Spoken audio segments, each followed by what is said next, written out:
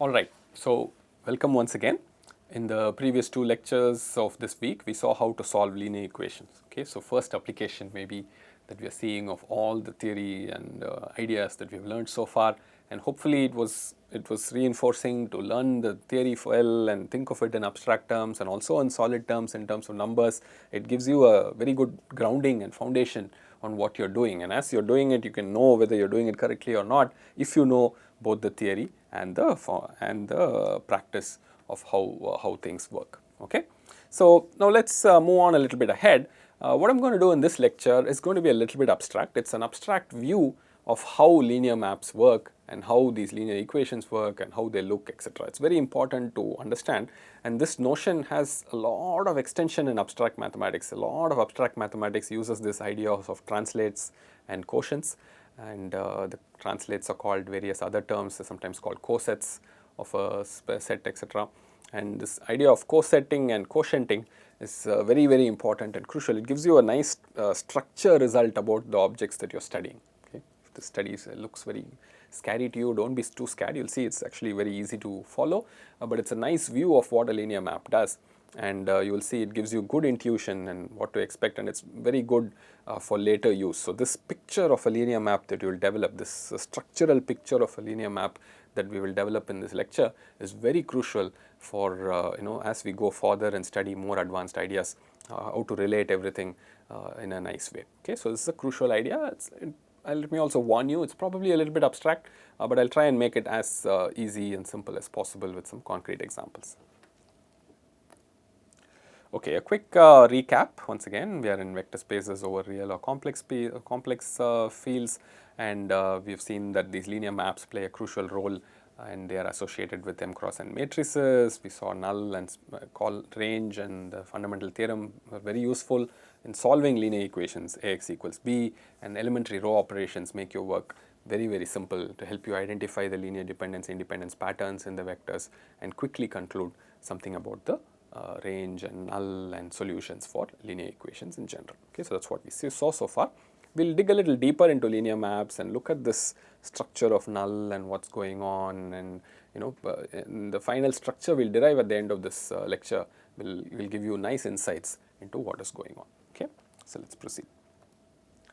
Okay, so what is a translate of a subspace? This notion is very important. So let's say we have a subspace. Okay, you have U inside V, which is a subspace, and maybe there is another vector. Okay, this vector is what I've called as V in this definition, a vector V in the vector space, and a translate of the subspace is simply defined as V plus U. So now what is V plus U? It is a set. Okay, U is a set. How do you add a vector to a set? Okay, so if you're confused by that, it's easy to see the definition. V plus U is the set of all V plus U such that U belongs to U, right? So that's called a translate, and that's easy enough to see why that definition makes sense, right? So you have one vector and you have this subspace. How do you translate the subspace by this vector? You take every vector in the subspace, you add this vector to it. Okay, so you get a translate. Okay, so let me quickly show you a nice illustration of how this will look, right? So for instance, it will look, so let's take, maybe I should go into this other, let me go into this whiteboard and draw my R2. Okay, so R2 is my favorite example, as you've seen. It gives you a lot of ideas. Okay, so let's look at a subspace. Okay, so this is my U in R2. Okay, I'm looking at R2 being the whole V. Okay, this is my subspace U, and let me look at V equals let's say 3, 0. Okay, so I'm translating this subspace by V, and what is V? It's 3 units in the x direction and 0 units in the y direction. So I am moving this subspace to the right by 3 units, and what will I get? I will get a picture that looks like this. It's parallel to this, and this will be 3, 0 plus U, isn't it? It's easy to see. On the other hand, if V were to be, let's say 0, 2, then what am I doing? I am translating this subspace U by 0 positions in the x direction and 2 positions in the y direction plus 2. So, that would look something like this, isn't it? So, that would be 0 comma 2 plus U. Now, you can imagine I can do a combination, no? I might take a V to be equal to, I do not know, minus 2 comma plus 3, okay. So, I would like to go, you know, minus 2 positions in the x direction and then plus 3 in the y direction, okay. What would have happened? I would have gotten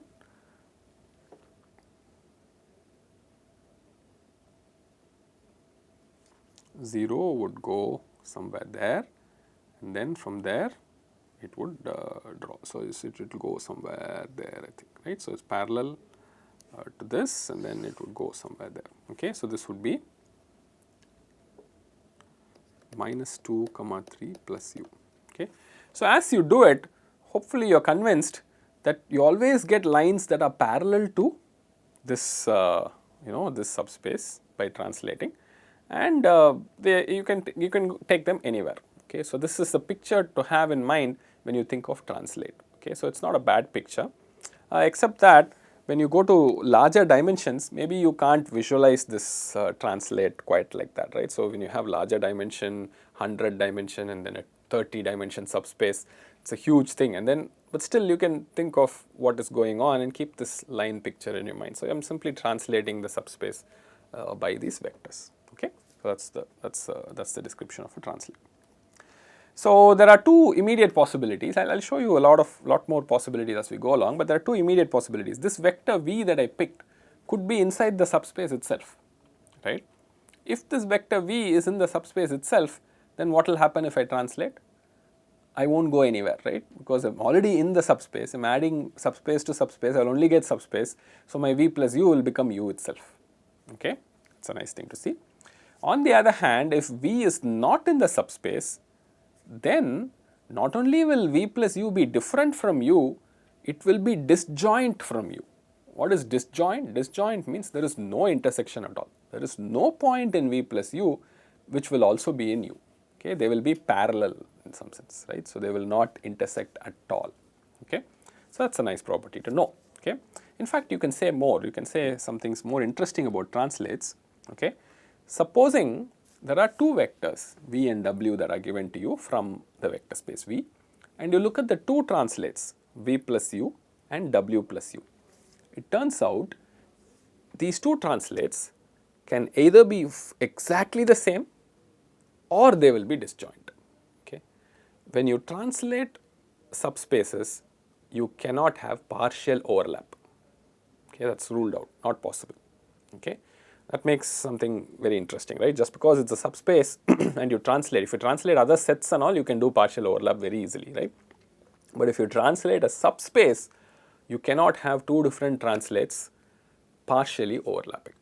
They either fully overlap or they do not overlap at all, okay. There is a little proof here given below. I am not going to go into details, it gets a bit technical, but you can prove this. So, any two translates, you can also imagine why, right. There are two parallel lines, if the shifts are actually different, then you are not going to get the same thing. But you know, it can exactly overlap also, okay. So, you may get the same translate by two different things. So, maybe I should show you. So, even in R2, if you notice, I start with the U, okay, and then I told you 3 comma 0 plus U, right. So, let us say you did 3 comma 0 plus U, it was something like this, okay. This is 3 comma 0 plus U, okay. So, notice if you take any other point on this translate, so this is going to be 3 comma 0, and what will this be? When I do 3 comma 0 to the right, and depending on what this line is, right. So, it depends on the you know, so let us say maybe I will take a simple form for this line. I will simply take y equals x to keep my life simpler, okay. So, if this is y equals x, and then if I translate right by 3, what will be this point? This point is going to be 0 comma minus 3. So, now the same translate is also equal to 0 comma minus 3 plus u. Think about it. So, whether you shift it 3 places to the right, it is a y equals x line. Whether you shifted 3 units to the right or you shifted it 3 units below, you would get the same line at the end, right? It's not going to change because it's y equals x, and similarly you can do for anything else also. So, while the translate is easily defined, you can get two different vectors of the same subspace giving you the same translate. That's possible. Okay, so don't think that it's, you know, any two translates are always distinct just because the vectors here are distinct. Okay, so two different translates can be exactly identical, or they will not overlap at all, they will be disjoint. What is ruled out is partial overlap. You cannot have two different translates partially overlapping. That is not allowed at all. That cannot happen with subspaces. Okay, so that's the interesting thing here. Okay, so two different subspaces, two different translates may exactly coincide, or they will be disjoint. Partial overlap is not allowed. Okay, hopefully that's clear to you. So these translates are beginning to look interesting, right? When you do translates with subspaces, they're not so not very generic like sets and moving sets around. They have a particular structure to them.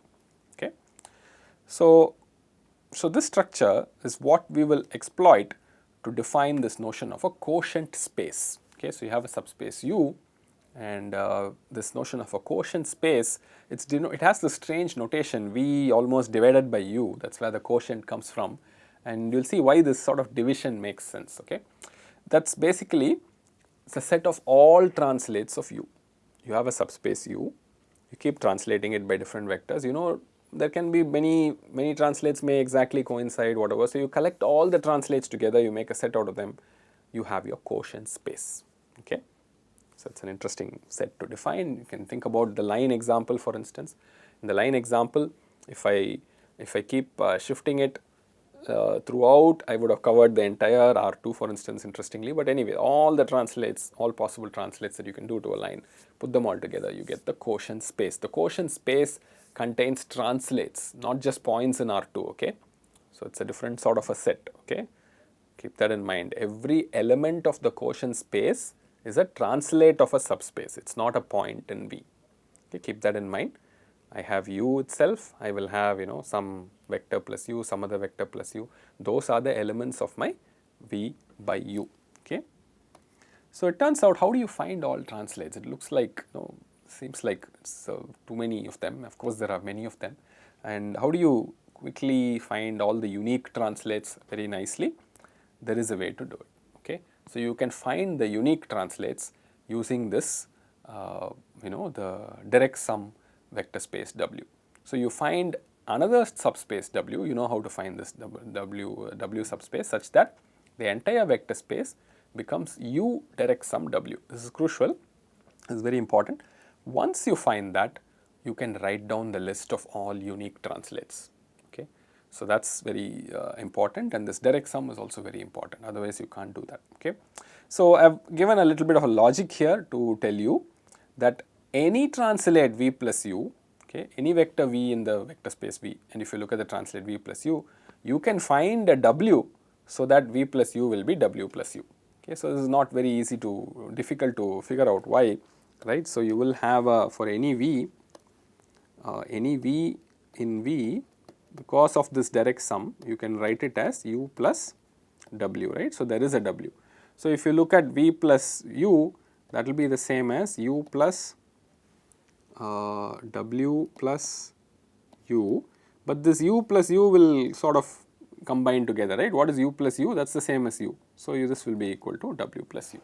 Okay, so that's a quick little logic to tell you that any translate can be written as W plus U. Okay, so if you're going to look at all translates, you don't have to go for vectors outside of W. Your translating vector can only be in W. You exhaust all the vectors in W, which is this, you know, complementary subspace to U. You know, U direct sum W has to be equal to V. You find a W like that. Okay, you know how to do it, right? You can do the basis extension method to find a W. Once you find a W, it's enough if you translate by the vectors in W. You would have covered all the translates. Any translate would have been covered. That's one thing that's very nice.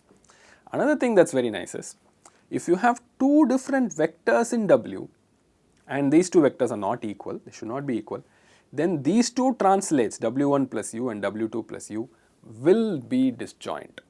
They will not be equal. Okay, two different vectors, generally if you take from V, the translates can be coinciding, right? So we saw that it's possible. But if you take two different vectors from this W subspace, which is sort of complementary to U, and translate by that, you will always get something disjoint. You cannot get the identical variety here. Okay, so that's also something very, very nice. Okay, so how do you prove it? You can think about how to prove it. Clearly, so W1 for instance is in the first one.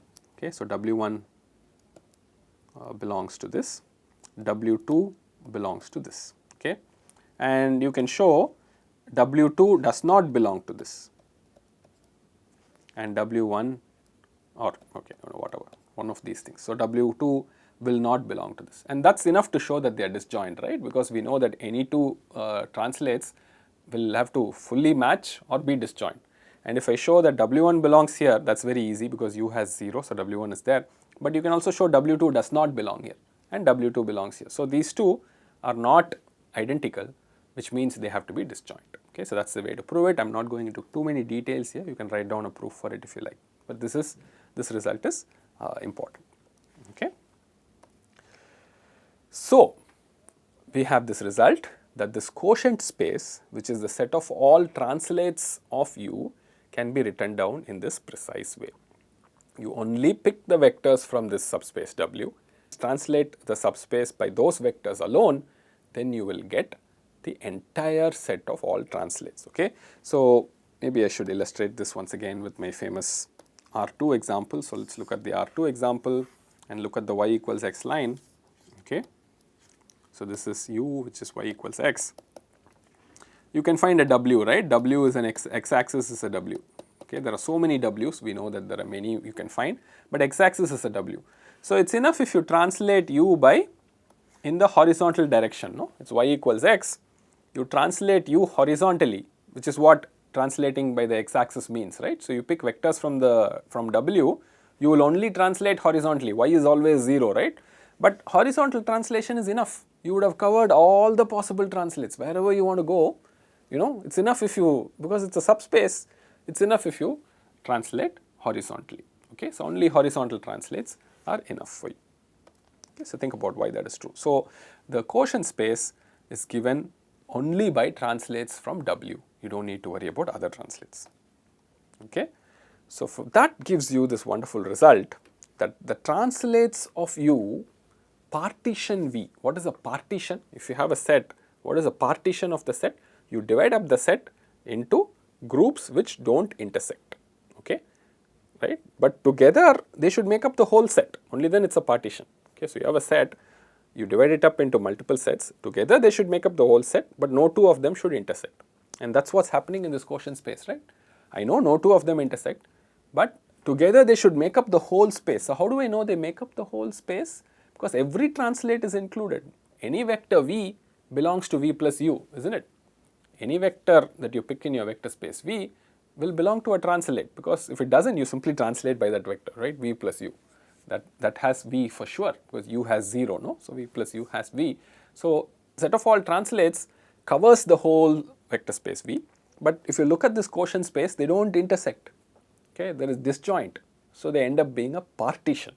Okay, so this partition is very interesting, and it gives you a structure result, right? A subspace partitions the entire vector space through its translates. Okay, and the translates can be exactly identified by looking at this W space, which direct sums to V, taking all the vectors from that and translating by this.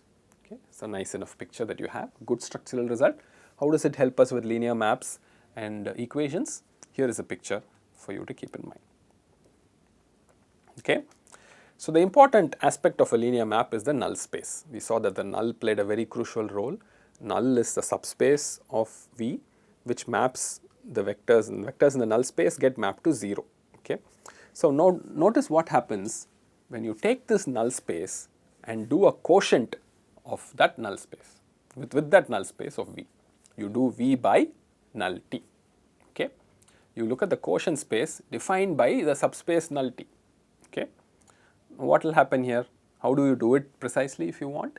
You pick up a space, find a subspace W so that V becomes null T direct sum W, and then V quotient null space is a set of all W plus null T, so that W belongs to W. Okay, so I know now this is a partition of V. Remember, this is a partition of V.